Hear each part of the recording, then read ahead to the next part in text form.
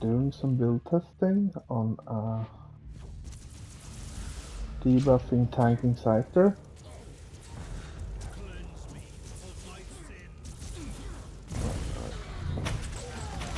Let's see how it's gonna be for talking with a friend about having somebody that play like a setupper or higher tier missions, and having some tankiness as well. And as you can see, it's not too shabby.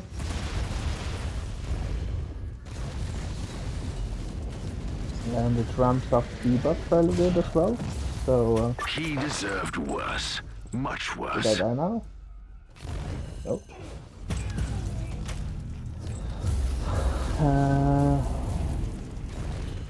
Gonna wait for some cooldowns to drop off.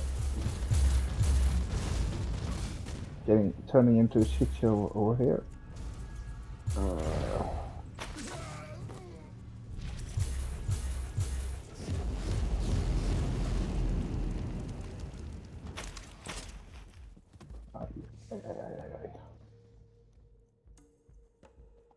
I'm just waiting for rebuff. I misclicked the debuffs. Wasn't going to go into unhinged state just because of all the shit that's coming out, which can be a bit of a detriment when you play co-op. There we go. I want the heat ring and armor breaking.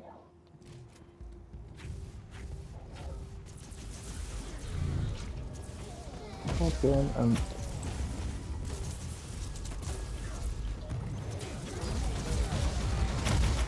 the ramp up of the debuff is turning out to be really good on the Psyker.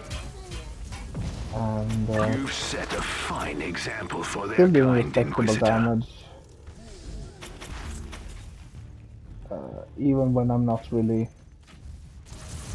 I'm missing out on a ton of perks and stuff.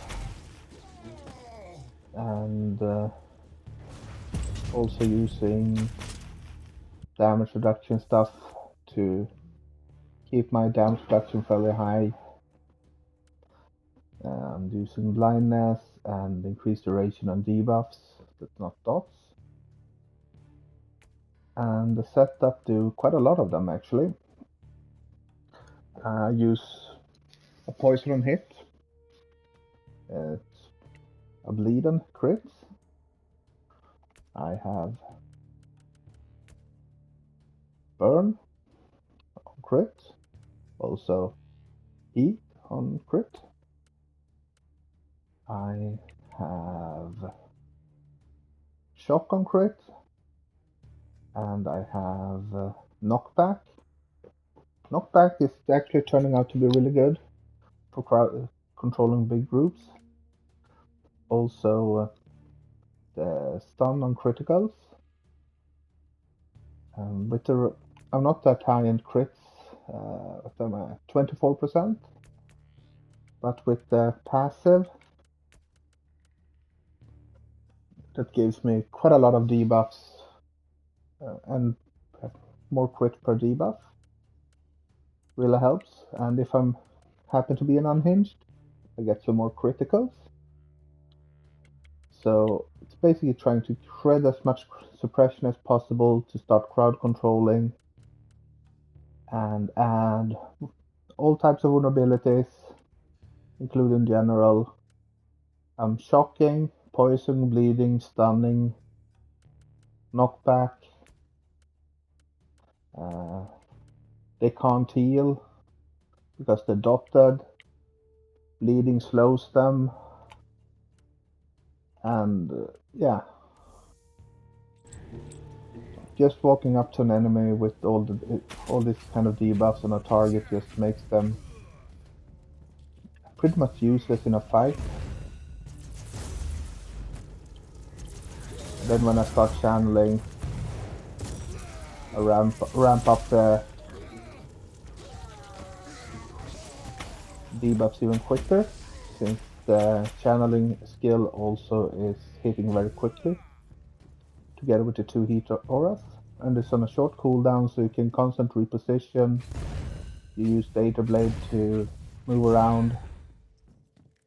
The pistol is just a stat stick because I wanted the poison. It's not really that useful for us, but it adds a debuff, and it's turning out to do. I'm surprised of the damage actually, but just standing there and ticking away.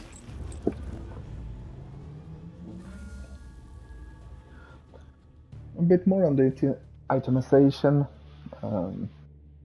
I've been trying to get life per hit on items, a bit of suppression on hit, healing on crits, shield and life drain, of course.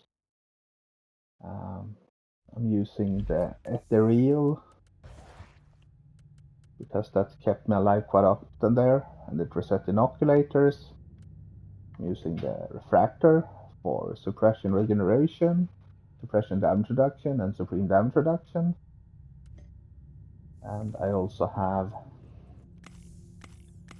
just for now when I'm testing, I'm just slotting 30 seconds of 30% supreme damage reduction there. So between the belt and the inoculator, that's 50% damage reduction. So I hit the cap at 80%. Sometimes, depending on what's going on. I want to have supply drops, so I can use the belt a lot. I want to reset my cooldown on the inoculator on kills, so I can have high time on my damage reductions. I use the telekinesis dome because it's a great utility skill to have, and it's really helpful for those range fights if you get crowd controlled a bit. And as you can see, the DPS on the Maelstrom aren't that high, but it has slow cooldown, do a lot of suppression damage, so easier to crowd control the enemies. Compare it to like extermination, that's bad, but on the shockwave, the DPS on that is so much better. But this is a channeling, so it really helps for me to keep my stacks on Enrage to help with my damage. I could probably get away with some more. I like this item because it have a chance to deal more stacking vulnerabilities quicker. And the goal is to be on the front and stack your survivability. And when you walk up to target with all these debuffs, you can have somebody else being safe and doing their thing with their damage. We tested it out with a couple of tech adepts, with a tanking tech adept for crowd control with a ton of knockbacks. But it's way squishier than playing like a Psyker or anything like that. And with the Fear Aura, as I talked about before, it's instantly stack those vulnerability debuffs. And what else do we add to that? Yeah, I'm considering crafting a new weapon that's to drop the damage, but this is a good sword. But I think there are 8 blades that gives you Rosario's effect on hit or on kill. Small percentage. I'm not sure how useful it's going to be in a setup when somebody else is going to get all the kills, but the Rosario's effect, if you can get that to proc now and then, just a flat out damage immunity, it's going to help you negate a lot of extra damage. In the skill tree, fairly standard overall.